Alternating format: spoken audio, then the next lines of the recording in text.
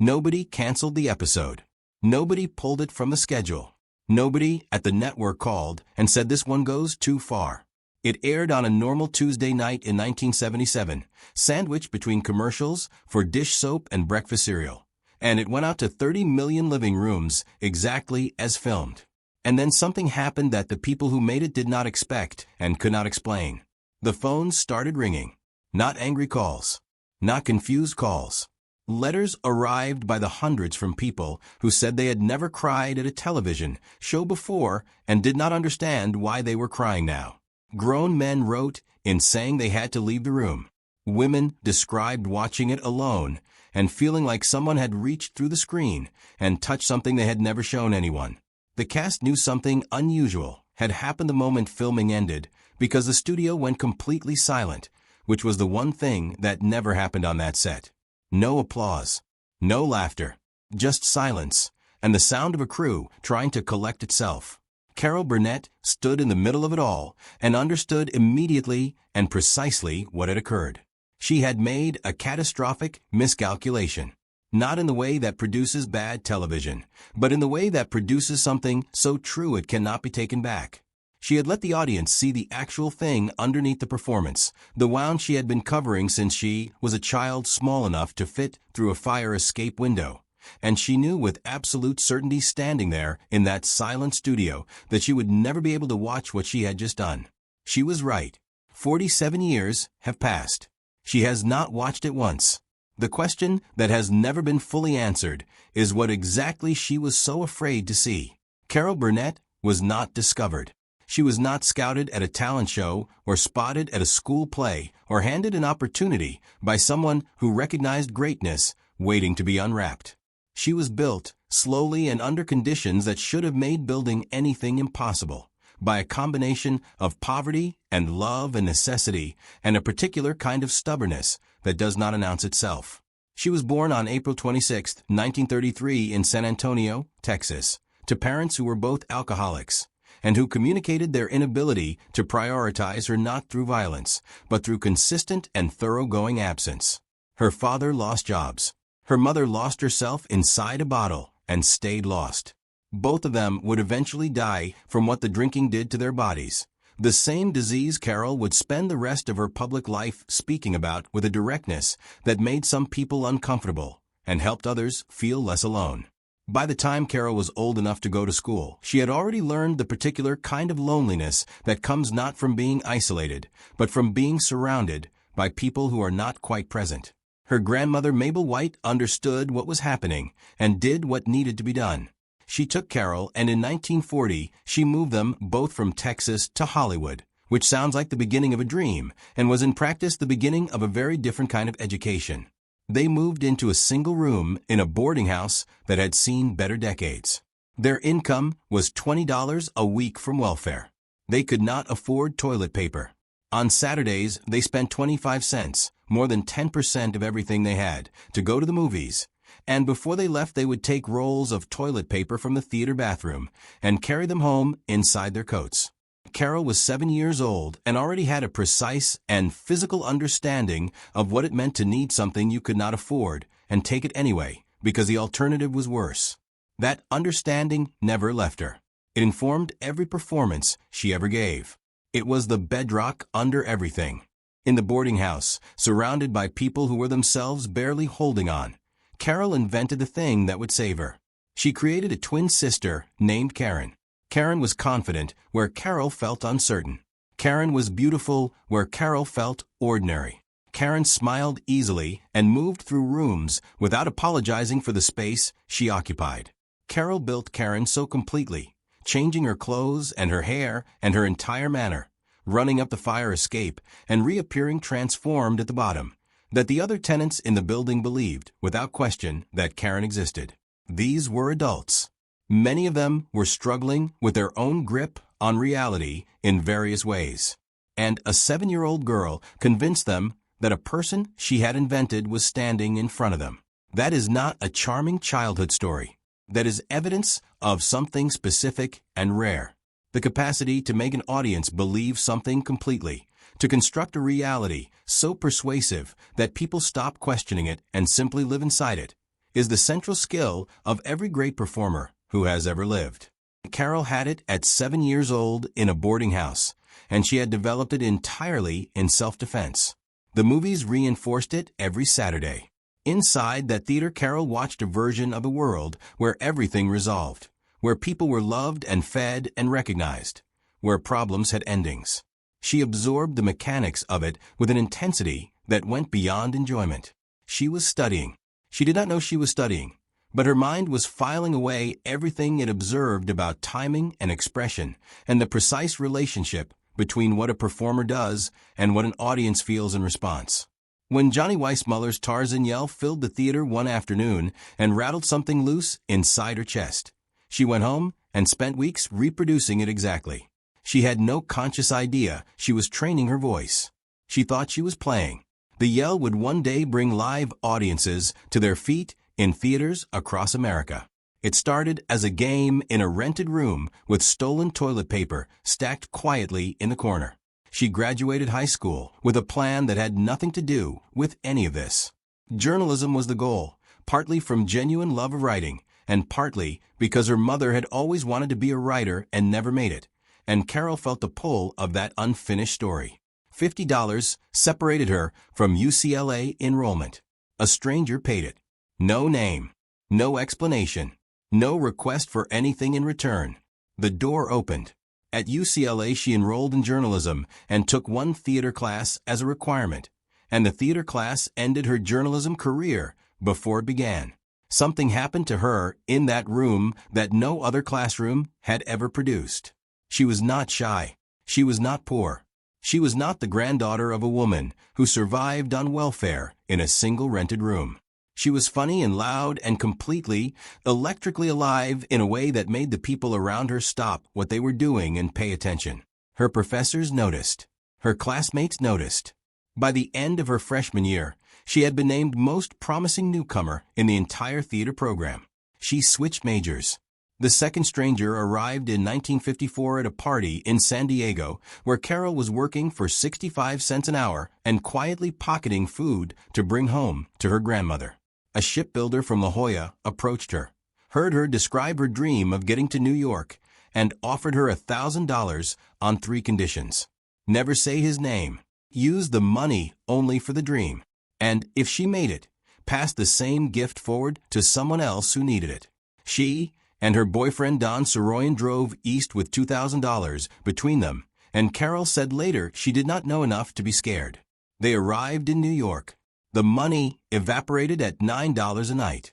She called home collect, crying, and her family told her to quit and come back. She was seconds from agreeing when she heard a radio announcer report that a hurricane was moving up the Atlantic coast. It had been named Carol. She interpreted this as instruction from the universe, and she stayed. She found the rehearsal club, $18 a week for a cot and 4 roommates and 1 bathroom, and more ambition compressed into one building than she had encountered in her entire previous life. She worked nights. She auditioned days. Her first real break came through a deliberately absurd love song performed about John Foster Dulles, the stone-faced Secretary of State, played with such complete and precise comic commitment that audiences didn't know how to respond and ended up laughing harder for the confusion. Ed Sullivan, Jack Parr, Carnegie Hall, Broadway. Once Upon a Mattress ran for 470 performances and collapsed within a week of her departure. Her replacement lasted 8 shows. She mailed back the full $2,000 on the exact 5-year anniversary of receiving it. The shipbuilder never replied. He had never wanted to be thanked. He had wanted exactly what happened. The Carol Burnett show premiered on September 11, 1967, and ran for 11 consecutive seasons until March of 1978. 30 million viewers every single week. 25 Primetime Emmy Awards. 2 consecutive Golden Globes. 3 straight People's Choice Awards. Time Magazine's list of the 100 greatest television shows ever made. TV Guide at number 17. One of the first variety programs to put live comedy sketches in front of a studio audience. A structural innovation that planted the seed that grew into Saturday Night Live and remade the entire format. one of the first women to lead her own variety show on American network television at a moment when the entire architecture of the industry was designed by and for men, doing it so completely and so well that the architecture had no choice but to accommodate what she demonstrated was possible. Harvey Korman brought technical precision and a barely suppressed volatility that made everything around him funnier by contrast.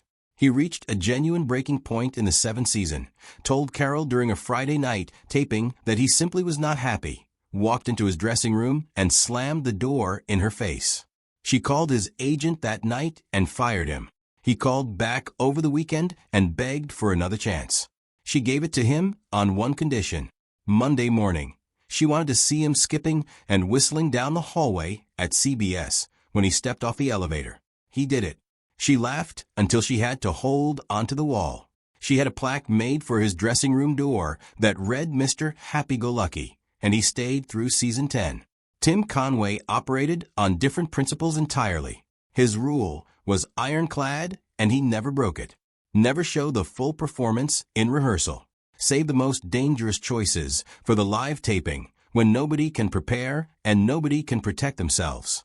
The most famous product of this philosophy came during a sketch where Conway began narrating an extended, structurally unstable story about a circus elephant that kept expanding and doubling back and generating new details that demanded to be taken seriously despite making no logical sense whatsoever.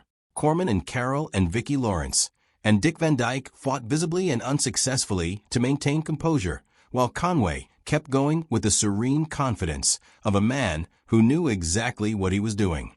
Vicki Lawrence, the youngest cast member, the one Carol had personally hired from a fan letter written by a teenager who reminded her of herself, delivered the single line that finally and completely destroyed everyone on set, including Conway.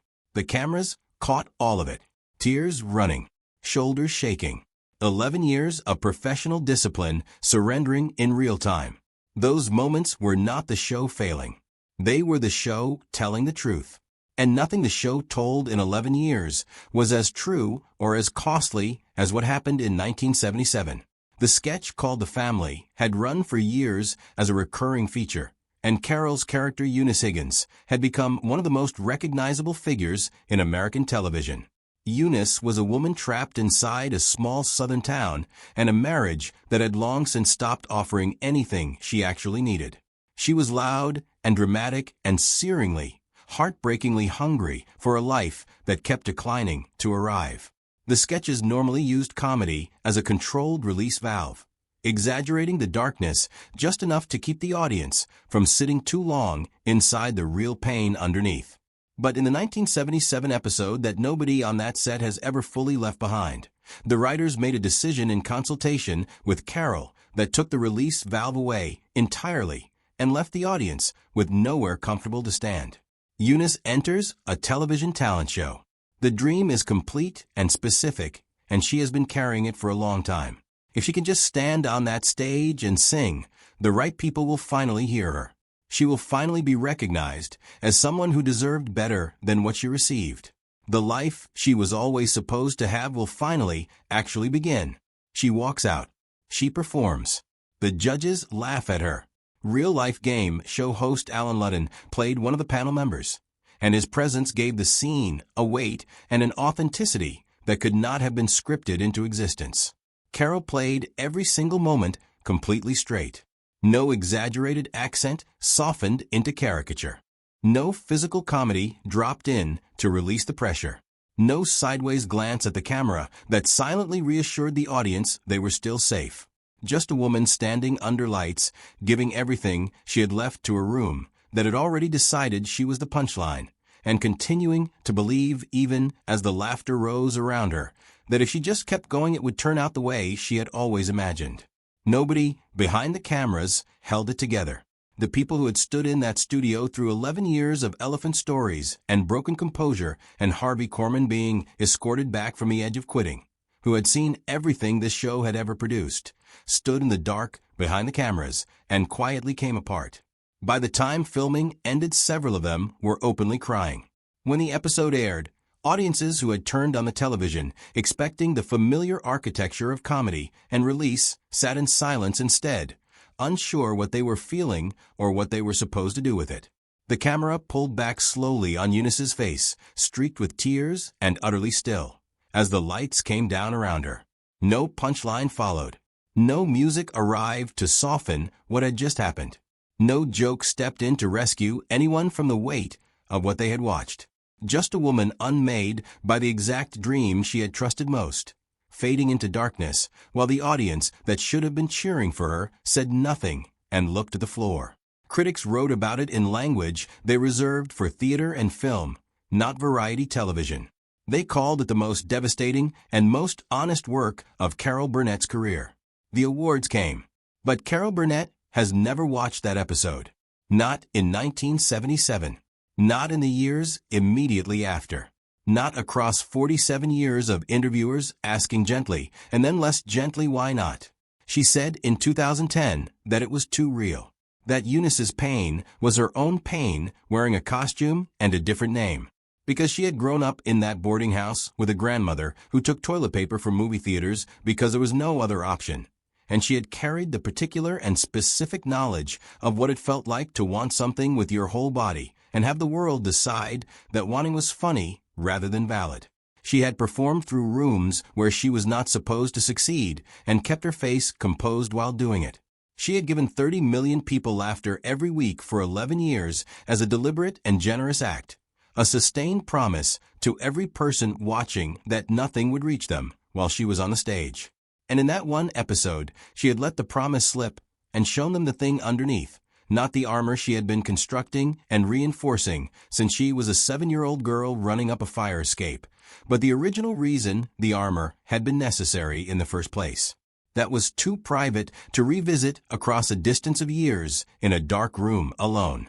That was the thing underneath Karen, the imaginary twin sister, underneath the Tarzan yell practiced obsessively in a rented room, underneath the borrowed $50 and the joke song about the Secretary of State and every character she had ever wrapped around herself as protection from a world that had made clear very early that it was not going to protect her. It was the first wound, and she had put it on film, and 30 million people had seen it. And she has never been able to make herself watch what she looked like in that moment of complete and unintended exposure. The years after 1978 produced a private life that most people never fully learned, because Carol Burnett did not convert her grief into content or perform her losses for an audience that would have been grateful for the access. Her daughter Carrie fell into serious drug addiction at 13, using cocaine and other substances, saying later that she had needed to stop being Carol Burnett's daughter long enough to find out who she actually was when that identity was removed. Carol spent years trying to reach her through multiple rehabilitation programs, learning at one point that Carrie had fled a Texas facility in the night. She held the line anyway, enduring the hatred that holding it produced, saying afterward that real love sometimes means accepting that the person you love will hate you for what they actually need you to do. For more than a year, they did not speak. Carrie got sober at 17, landed a major role on Fame, and they rebuilt something more honest and more durable than what had come before. They wrote a play together based on Carol's childhood. They were finishing it when Carrie died in 2002 at 38 from pneumonia caused by lung cancer that had spread to her brain. She never saw it open. Carol opened it anyway because she had made a promise and she intended to keep it. Her grandson Dylan came into her custody when her youngest daughter Erin's addiction made her home unsafe for him. And Carol and her third husband Brian Miller, 23 years her junior, raised him and saw it through. None of this was performed publicly. None of it was offered as evidence of resilience or used to generate sympathy or admiration. It simply happened, and she carried it, and she kept going. At 89, she appeared in Better Call Saul and delivered a performance so quiet and so precisely controlled that critics called it one of the most chilling moments in the show's history. At 91, she starred in Palm Royale, inventing an entire gibberish language on the spot for a character emerging from a coma, and earned an Emmy nomination that made her the oldest female nominee in the awards history. She did not slow down. She did not soften. She kept showing up and kept performing and kept making audiences feel things they did not expect to feel, exactly as she had been doing since she was a child in a borrowed room, making adults believe in a person she had invented. She never watched the 1977 episode because she did not need to. She already knew exactly what was in it. It was the same thing that had always been in every performance she ever gave, the thing she had spent 70 years learning to cover and protect and occasionally, in the most unguarded and most honest moments, allow the audience to see. The difference in 1977 was that she had not meant to let them see it, and what she had accidentally revealed was not a performance of pain. It was the pain itself. And some things once seen cannot be unseen, and some things once filmed cannot be unwatched, except by the one person who already lived inside them and has never needed a screen to find them again.